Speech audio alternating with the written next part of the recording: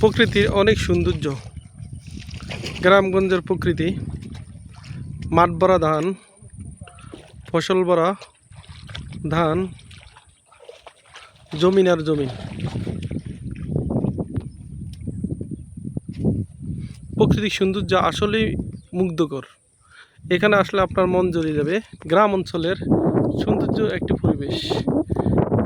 সেখানে দূর দূরান্ত থেকে অনেকে এসে বাড়ি করে।